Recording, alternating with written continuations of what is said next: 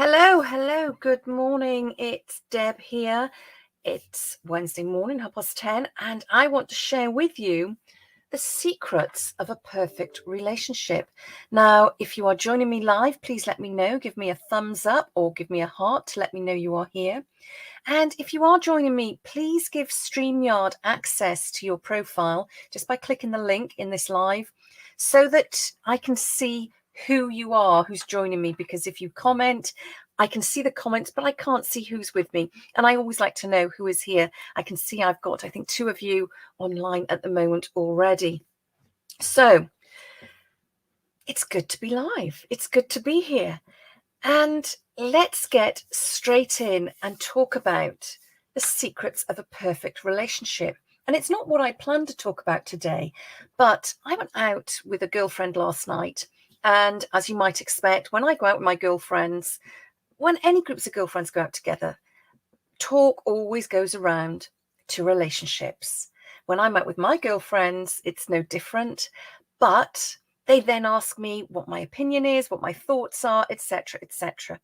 And there's always that comment, but it's all right for you. You've got the perfect relationship. And I'm very keen to tell them I don't have a perfect relationship. My relationship is perfect for me.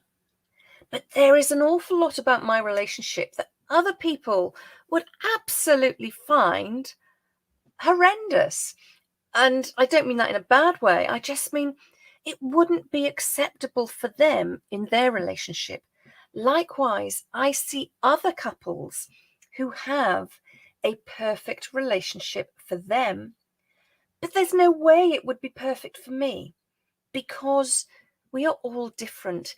And in all of the training I deliver, all of my coaching, all of my programs, we always talk about the fact that a relationship is made up of 2 individuals. And those 2 individuals are very, very different. We are all unique.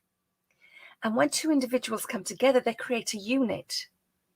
And there are going to be a lot of elements of the individuals that work, and there are going to be elements that don't work. And we seem to think that in pursuit of a perfect relationship, very often as defined by Hollywood or Disney, that we have to tick every single box in terms of compatibility, in terms of what we are searching for in a perfect partner. And I want to share with you a little secret and part of my story to show that that's not how it happens. Great to have a list of what you're looking for. In fact, I met my second husband that way.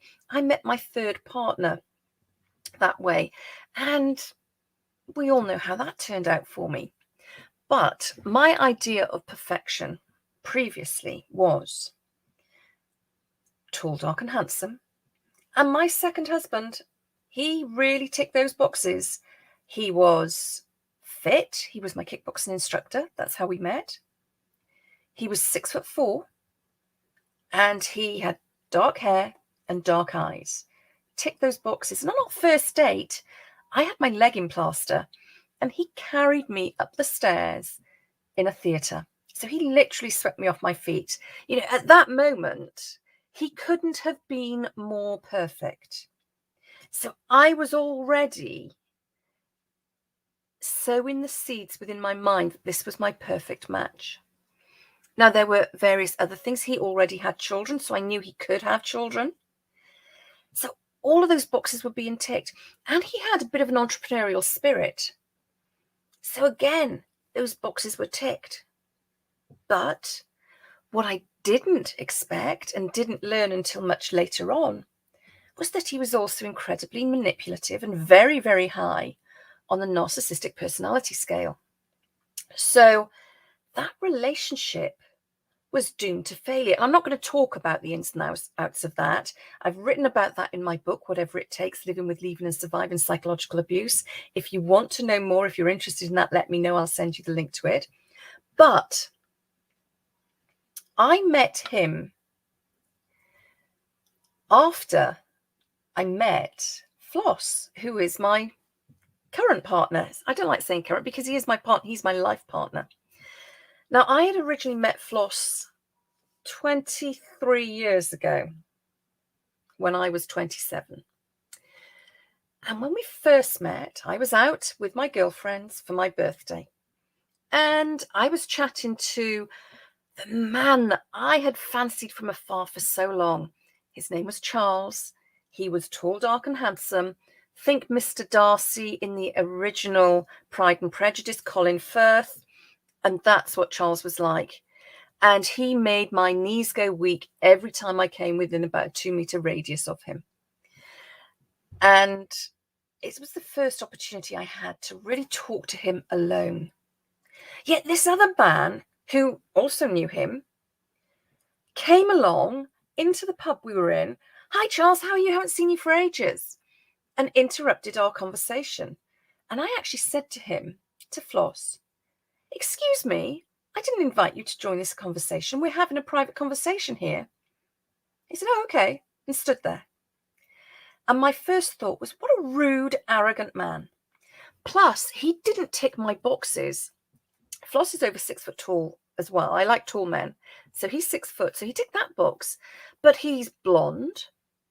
He's not particularly well groomed. And by that, I mean his idea of dressing up is putting on his best pair of jeans and his best walking boots.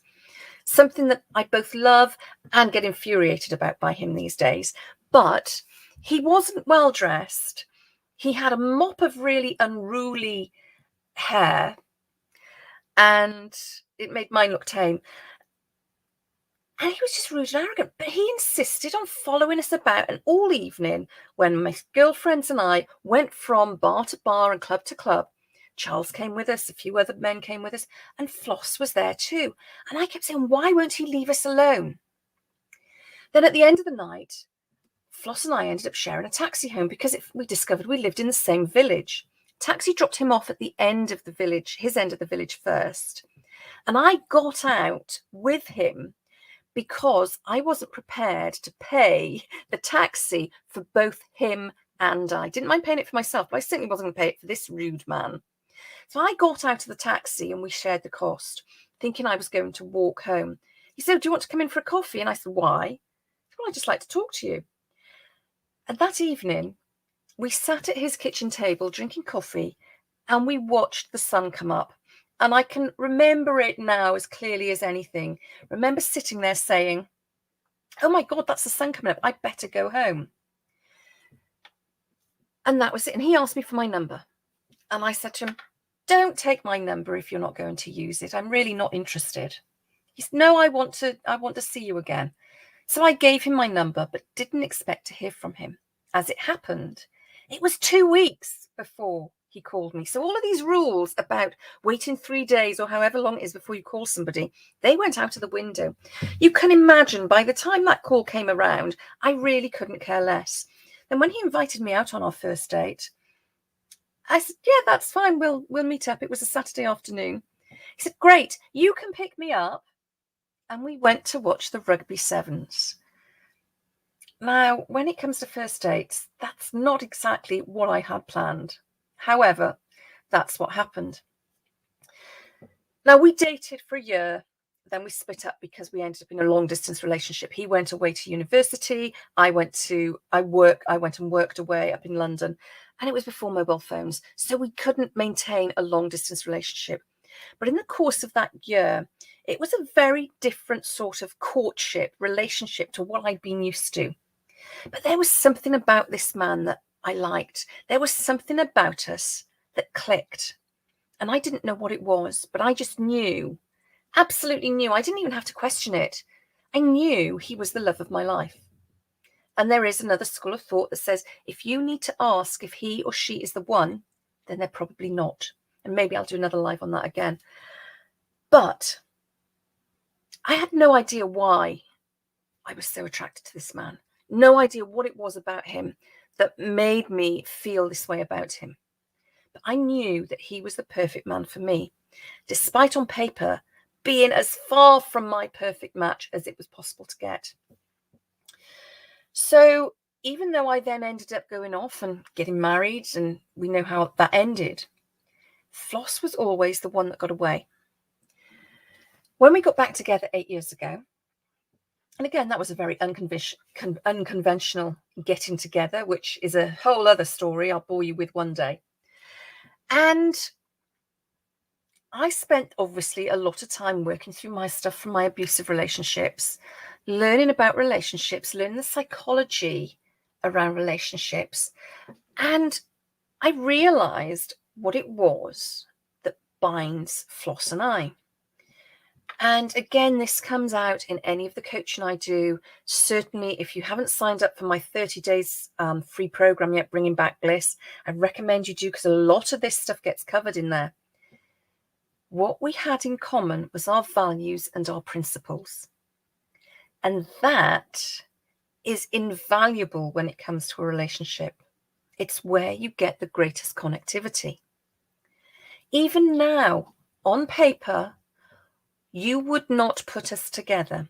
A dating agency would not put us together.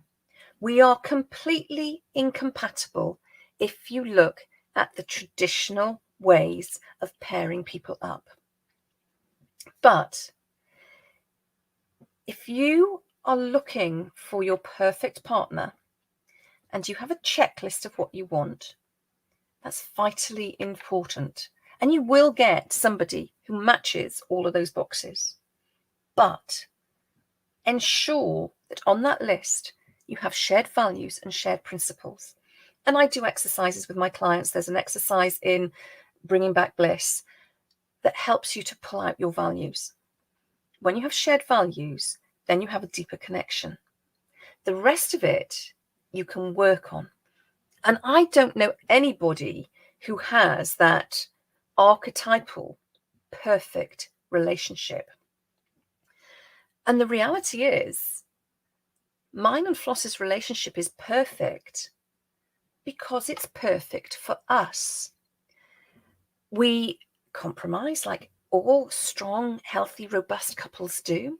We have difficult conversations when we need to. And very often there are tears, but we always work things out because we always come back to that place of the shared values and principles.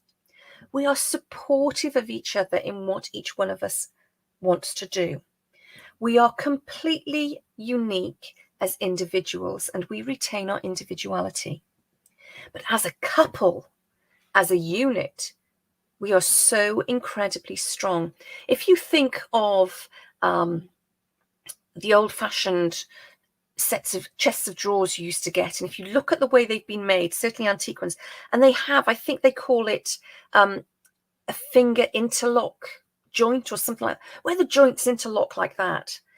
And they are so strong, and there's nothing other than just the way they've been carved holding them together. That's a perfect relationship. And that's what Floss and I have.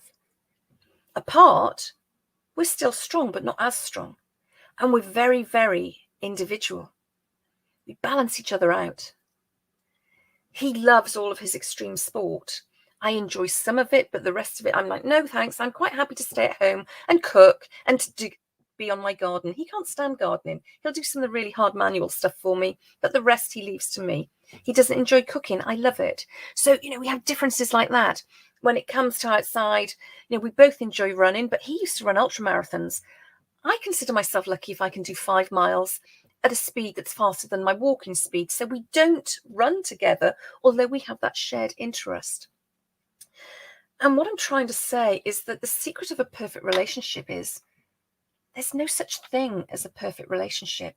Not if you're looking for a checklist that tells you what should or shouldn't make a perfect relationship. A perfect relationship is what works for you and your partner. And every single perfect relationship is different, with the one exception that at their very core, at their foundation, they have shared values. And when you have those shared values, you can make your relationship work. And that relationship will get stronger and stronger and healthier and healthier until there is nothing that you can't deal with. And that is the secret of a perfect relationship. Any questions, any queries, let me know. Drop your comments below.